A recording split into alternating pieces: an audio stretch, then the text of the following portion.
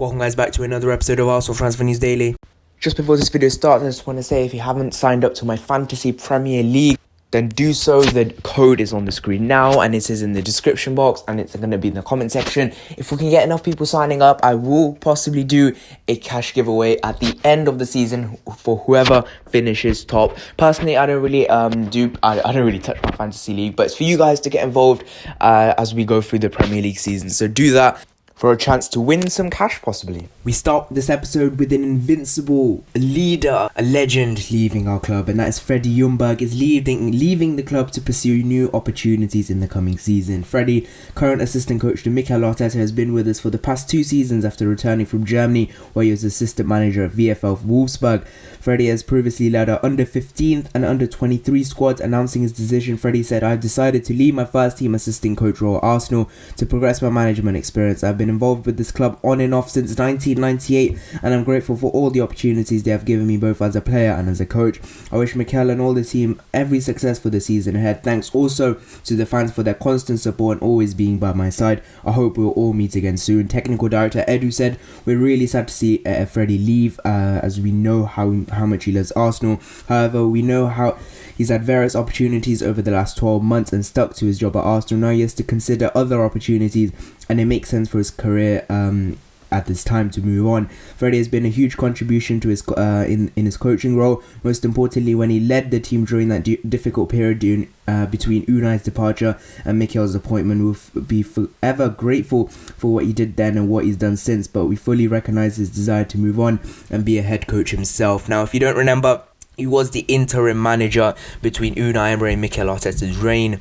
His tenure started off with a 2-2 draw at Norwich, and then we beat West Ham 3-1, and then we went on to lose to Manchester City 3-0, and then Mikel Arteta's announcement was appointed. Mikel Arteta was appointed after that game against Manchester City. We took him off Manchester City, and then his last game was against Everton, which ended in a 0-0 draw. So it wasn't a great tenure for Freddie Ljungberg, but he did bring back the fans together, and he brought a tiny bit of stability within the ground. But it was clear that Freddie Ljungberg was not capable enough to lead us forward for that season, so we had to bring in Mikel Arteta himself, being very experienced, and then that's where the story goes.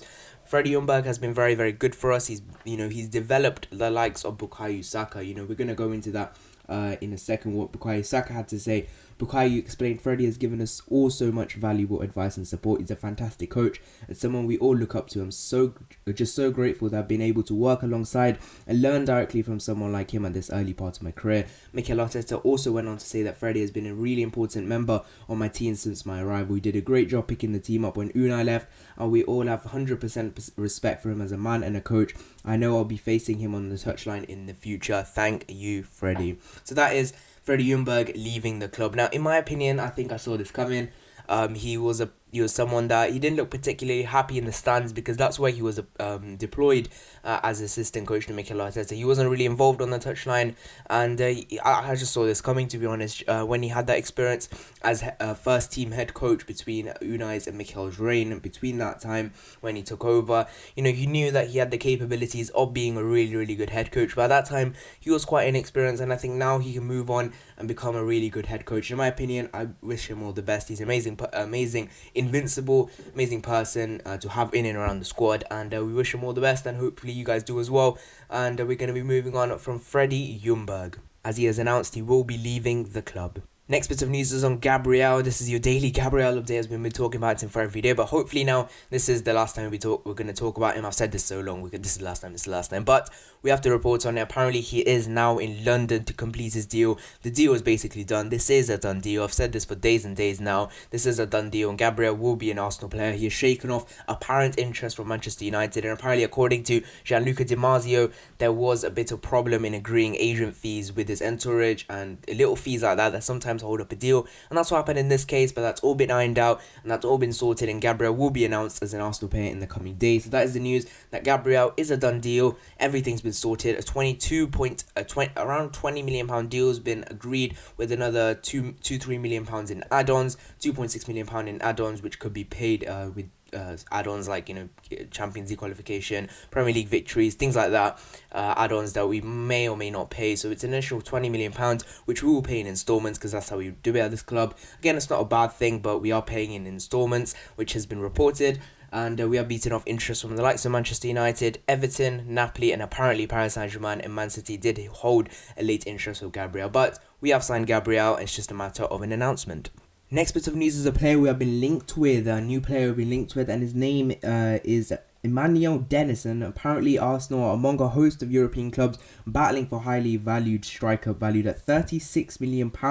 Dennis, who is 22 years old, has enjoyed an impressive season with the Belgian outfit. He plays for Club Brugge, who is the Belgian outfit. He's been directly involved in 11 goals in all competitions from 33 appearances, including scoring twice in this season's Champions League. The 22-year-old also boasts impressive offensive versatility, often featured as a striker, right winger and a left winger this season. He's a young Nigerian who has become one of European football's hottest prospects and is tipped for great things after it became clear that the powerful forward would depart current side Club Brugge.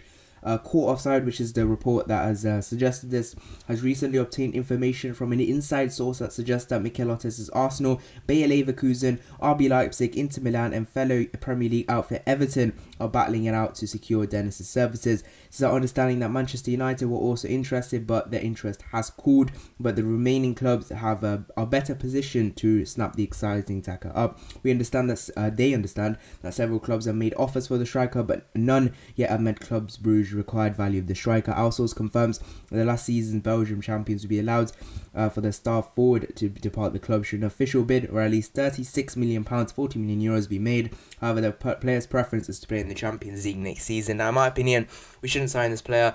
First of all, we don't need an attacker. Secondly, he does look a very similar player to someone like Lacazette or someone, Aubameyang. I just don't think we need him at this rate.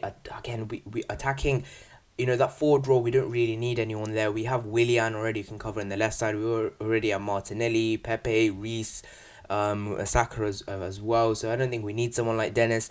Again, I think if he wants to play Champions League, because he looks like a class player, but if he wants to play Champions League, then he can go somewhere like, I don't think Bayer Leverkusen are in the Champions League or Everton are in the Champions League. So I think if he will go anywhere, it'd probably be somewhere like Inter Milan would suit him best. But only Inter Milan would sign him if they let go of the likes of Lautaro and Martinez, which does look unlikely because Barcelona probably won't stump up the cash for that. But in my personal opinion, I just don't think he'll be good enough for Arsenal. Again, you don't know how he's going to do in the Premier League. He's done it in the Belgian League and he's not actually scored that many goals. It's like something like 11 goals this season. Again, that's similar numbers to someone like Lacazette. And Aubameyang's obviously Aubameyang. We know he scored 29 goals this season. So I don't think we need someone like him. And the price, they're saying £36 million. He hasn't really proven anything. It's only one season that's actually done something. And I think that's a lot of money.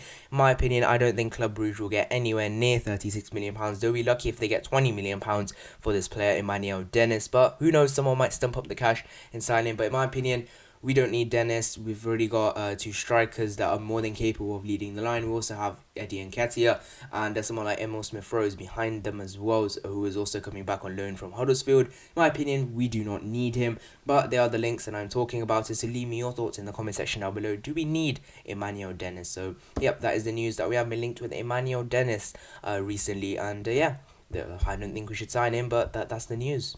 Last bit of news is on a player we've actually signed, and it's one of those young players we've signed on a free deal, and we've signed midfielder Salah. We've signed a Salah, lads. It's not Mo Salah, but it's someone called Salah Eddin, who we've signed from Feyenoord. He's a 17-year-old wonder kid, apparently, who's targeting a first-team appearances for Mikel Arteta's side in the Premier League this season, having spoken to Arsenal website. Arsenal completed a deal for teenage midfielder Salah Eddin from Feyenoord. The 17-year-old was a free agent after leaving the Dutch Eredivisie giants this summer and has joined the Gunners' professional development phase for the coming season. I have no clue what that is, but it must be somehow good. The Dutch midfielder known as Salah has already begun training with the North London club's under-23 side, but is aiming for a spot in the first team training led by Mikel Arteta during the 2021 campaign. Speaking to Arsenal's website, Salah said it feels great to join a massive club like Arsenal. It's a good environment for me to work on my development. Hopefully through the academy I can become a first team player. My first impressions, well, not that only are my teammates are really good footballers, but they're great people as well. The whole environment is positive and it's lovely to work with them. Firstly, I want to become an important player in the under-23s team and then eventually get involved in the first team in some capacity. I want to see what it's like, but above else, I want to have a really good season with the under-23s. Maybe if I do that, then I'll be able to join the first team training here and go into their teams. Those are my targets. Salah came through the youth ranks at Feyenoord, with the Dutchman describing himself as a box-to-box central midfielder, someone who we actually need in the first team. But he is an under-23. He's only 17 years old, so I'm not too sure. And apparently the 17-year-old can also adapt at his defensive play whilst in transition. Last week, the Gunners also completed deals for young midfielders, young talents like Tim Akinola, George Lewis from Huddersfield Town, and Norwegian side from Larvik, respectively. We've also set to complete a deal for the Tottenham lad. I'm not too sure of his name again. And Arteta's Arsenal have also tied up deals for first team contenders Pablo Mari and Cedric Suarez and Willian this summer. In my opinion, the Salah player just has to be concentrated, do his work in the under-23s, and hopefully he can make his first team debut maybe soon, in a year, who knows. But it's good that he's focused on doing well for the under-23s team and he's not pushing himself too much. Again, it can be a good thing not pushing yourself too much, because you stay more focused on where you are, and if you play good football, you get your chance. You know, that's how it works. And it's good that we are signing these young free agents, you know, from abroad. It really helps because, you know, you never know, they could turn up to be absolutely amazing players. And we've signed Salah Eddin from Feyenoord as a free agent. There was also interest from Ajax for this player.